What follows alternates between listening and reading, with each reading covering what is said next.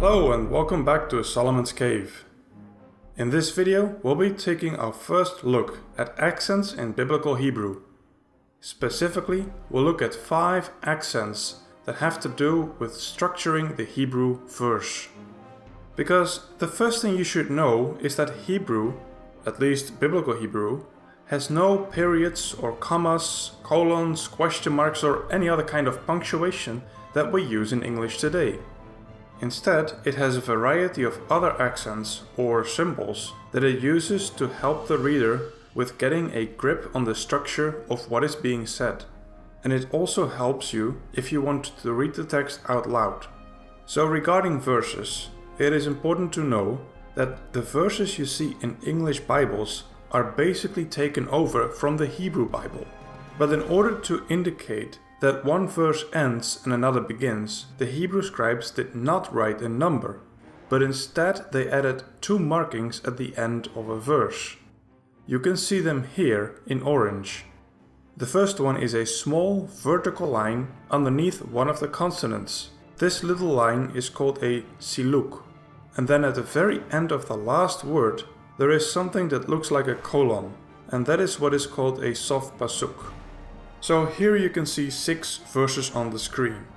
They do not only have consonants and vowels, which you already know, but they also have all the accents, which makes them look a little bit crowded perhaps. But now go ahead and pause the video and see if you can find where the 6 verses end. Are you ready? There they are. Veshamim ends the first verse in this section.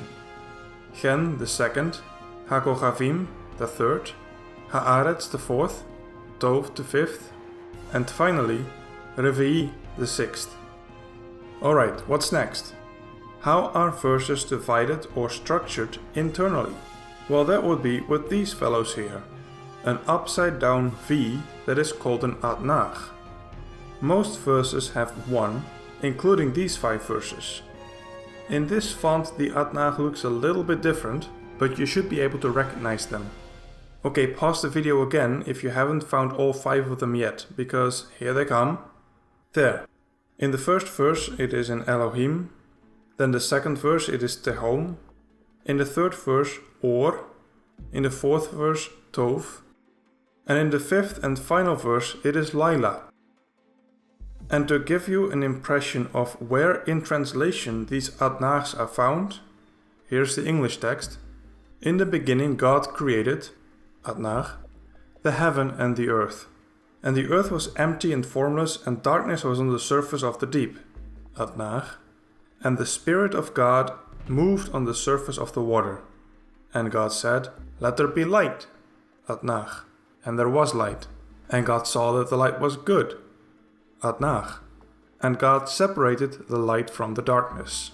And God called the light day, and the darkness he called night, Atnach. And there was evening, and there was morning, day 1. Okay, now first a warning about verse divisions. These markings are not sacrosanct, and you don't have to follow them if you are reading the Hebrew text, because they are not replacements of periods or commas. They are primarily meant to assist in reading the text out loud in a synagogue, and they are only of secondary importance to translation or interpretation.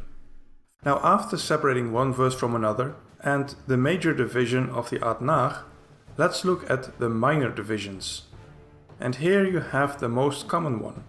It looks like a colon, or perhaps a shewa, but above the consonant. This little fellow is called a zakef, and it is often found, as it is here, dividing the half before and the half after the Atnach. But even though most verses have exactly 1 Atnach, not all verses have a zakef. Some verses have no minor divisions at all, but there are also verses that have no zakef, but they have an other marking to indicate a minor division. Like these 3 dots in the shape of a pyramid, or an upside down segol. They are found after a word, and it is called a segolta. Or this little diamond is called a rebia. Now let's see where these minor or secondary divisions are found if we put them in a translation. Then Genesis 1 verse 6 looks as follows. And God said, Zakev, let there be a firmament in the middle of the water, Atnach, and let it separate, Zakev, between water and water. And then 1 verse 28, and God blessed them, Sagolta, and God said to them, Rabia. And then the verse continues. To summarize, we have seen that every verse ends with a sof pasuk and a siluk.